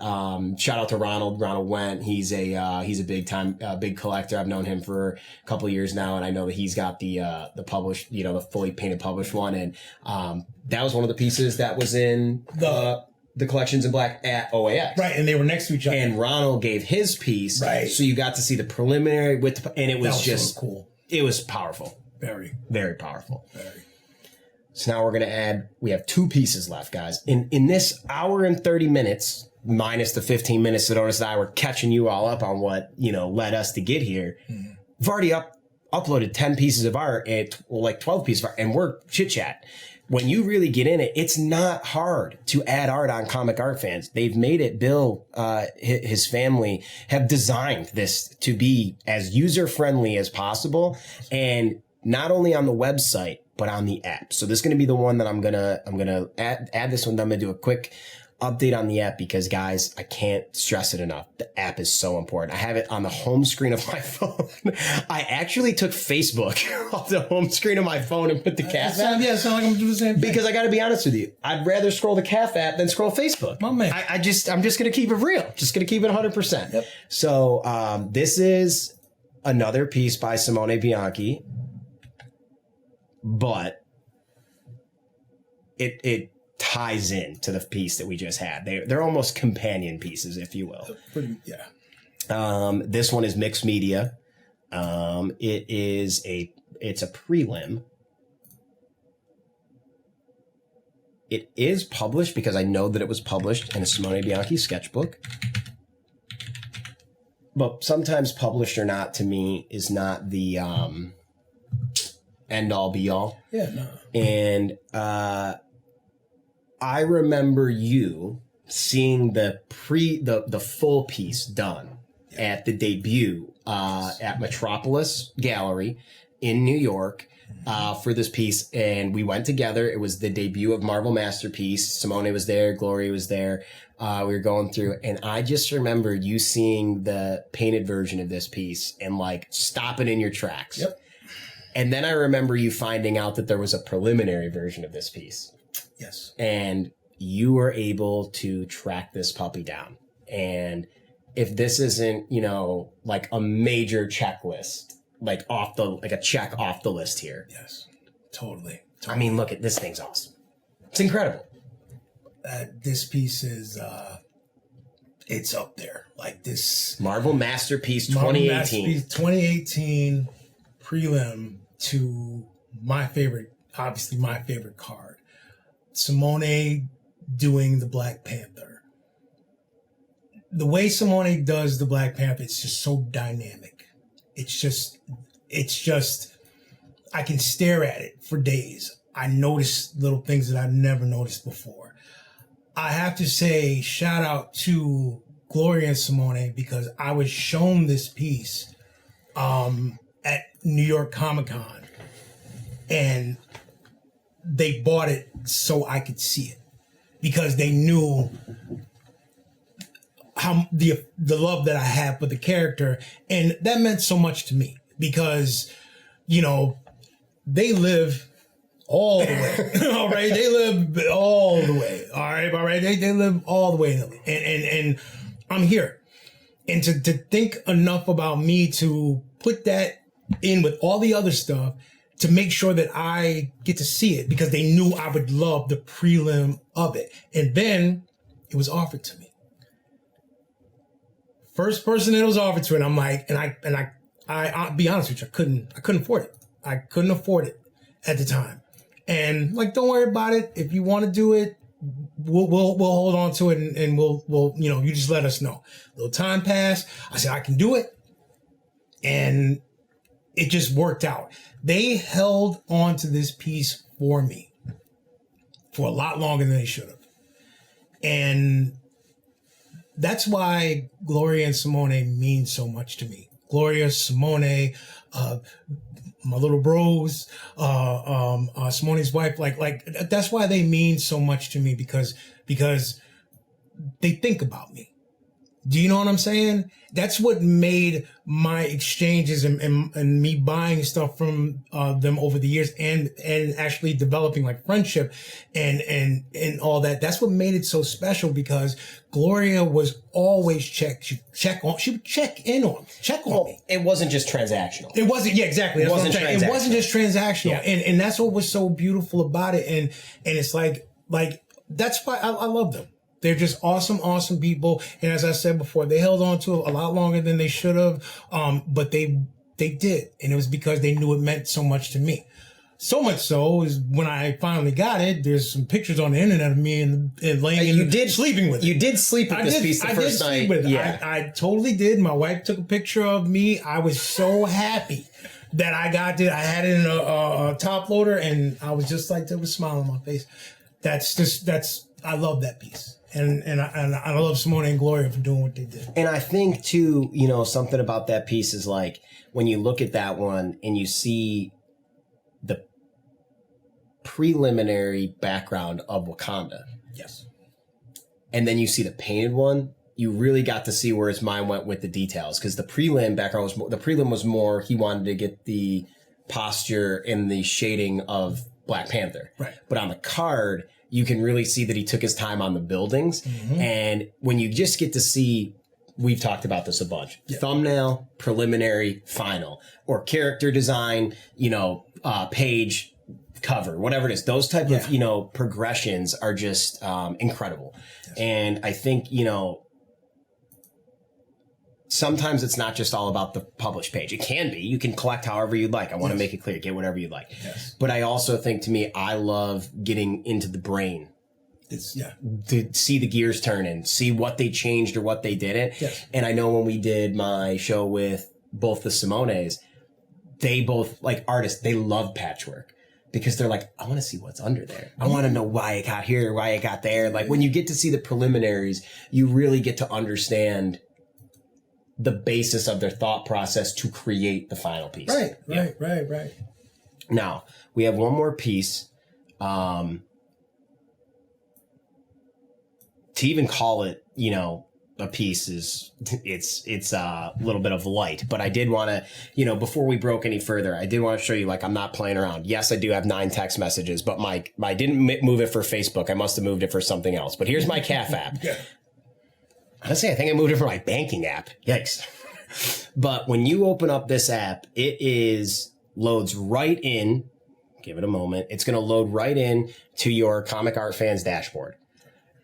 It has a latest updates of your followed galleries. You can start scrolling here. And as you can see, I follow Mr. Art. Look it's uploading it in real time, guys. It's almost like I planned it to show it to you this way. It's incredible. You want to go on and you want to give someone a like I was talking about earlier, you just drop it a little heart. No problem. Put the heart on there. Good to go. You can view all watched galleries.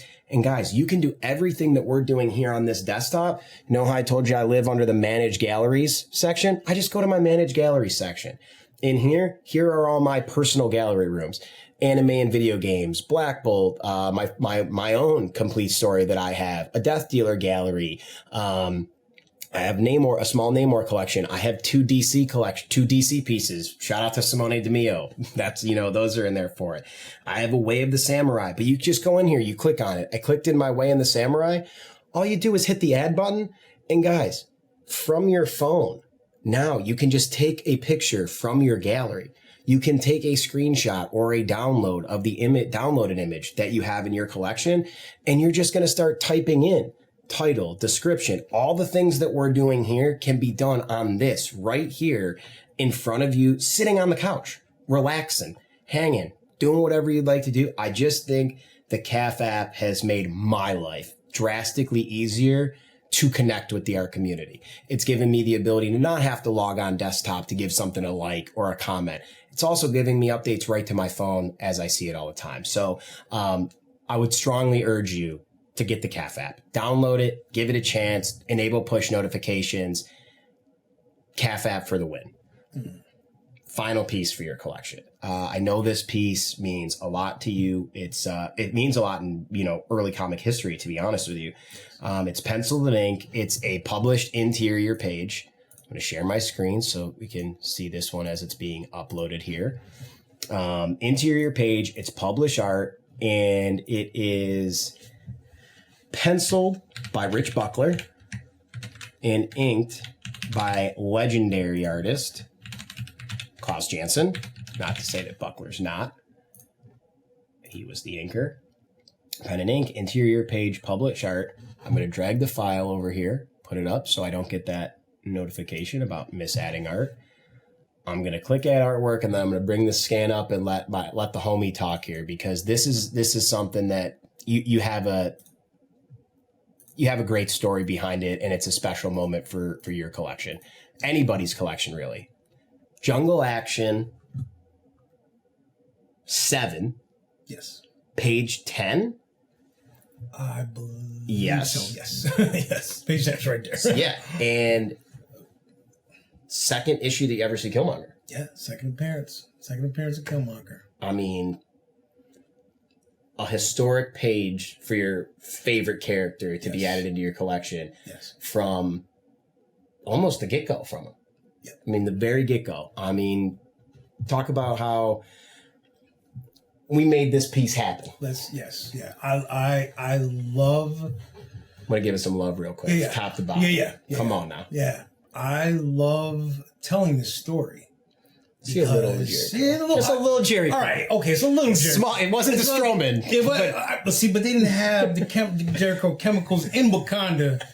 All right. Juices and berries or something. Or then again, Killmonger was in America for a while before he came. Yeah. Maybe he brought some back with him. Okay. Anyway. I love telling this story because this is probably, it was probably one of the coolest moments of my life. To be perfectly honest with you. Again, going back to what I said earlier with the Billy Graham, like when you find something, when you see something that you never thought you would see or own or have the opportunity, right? It's late at night. I get a text message from my man. And he's like, check this out. So, of course, he sends me this. And I, look, I'm like, wow, this is amazing. I knew he was up. I was like, wow, this is amazing. This is amazing, right? So I'm thinking he's just showing it to me, and I already know. I already know what there's going to be a price tag on here that I know I just don't have. I know that, especially at the time. So he shows it to me, and then I see the price tag, and I'm like, wow. I was like, well, whoever gets that, it's going to be very, very lucky. I said, that's an amazing piece. Killmonger's in every panel. It has Taku and I can't think of the guy's name. The two guys on the side, like they're his henchmen throughout the thing. They're like the comic relief. Then you got the original Venom. Snakes. With the snakes, the original Venom with 2 M's. So I'm studying the page, and then he says, hey, are you interested in this? And I'm like, of course I am. Just wanted to be sure. Of course I am. But I can't do that price tag.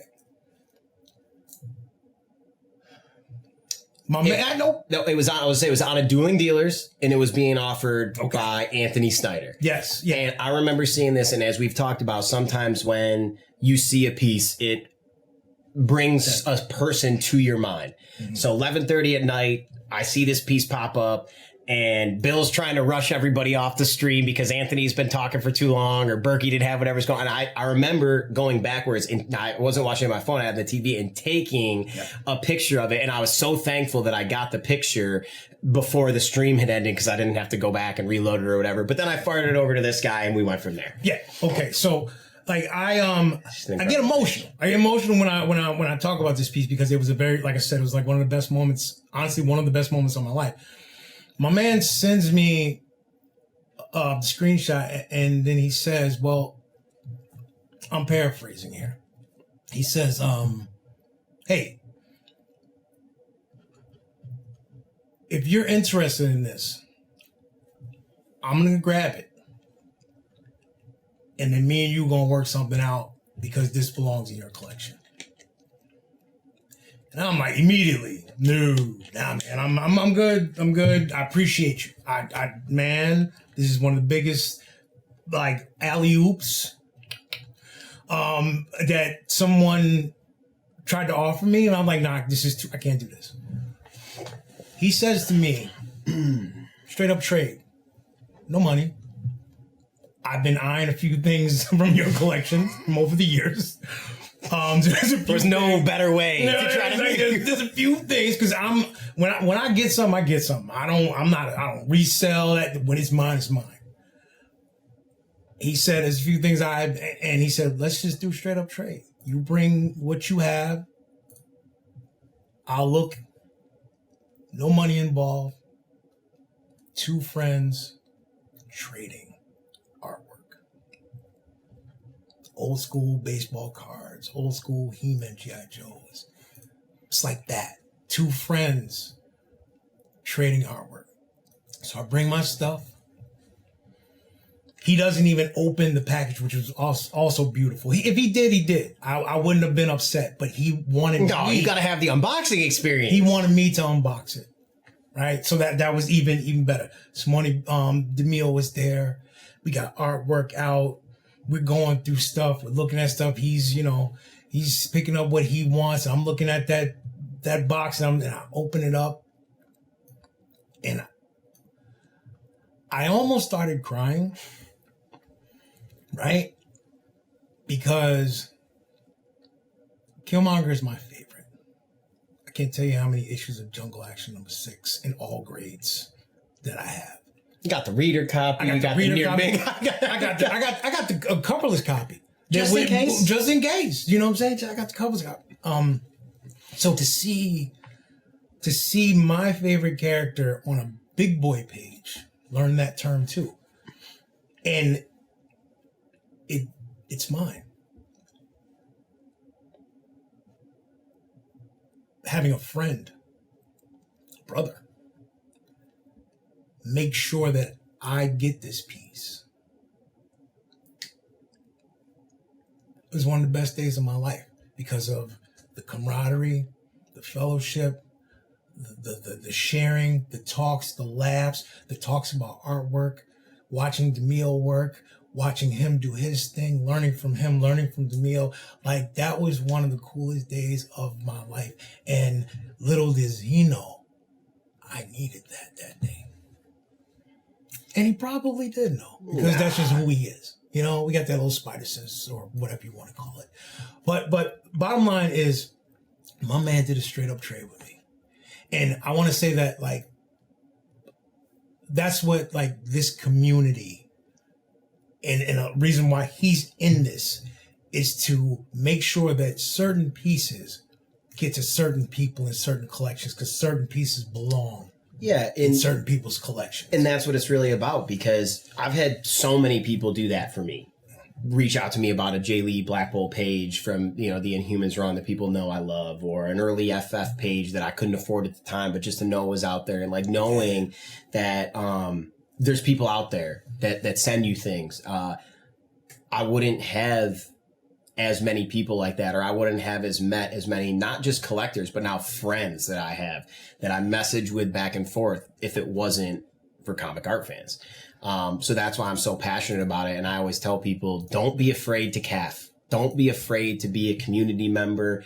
Get in here, start liking pieces, start commenting on pieces, even if you're not exactly ready to share your own collection yet. Just get your CAF up there. Start looking at other things. I mean, guys, there's from sketch cards to literal $1 million paintings or historical covers all throughout CAF. And what I'm trying to get to here is that in the hour and 50 minutes that we've been live here, we've added 13 pieces to Otis's gallery from scratch, with full descriptions. Views are being added to them as we're doing it live. Followed some other galleries, updated his keywords, his want list.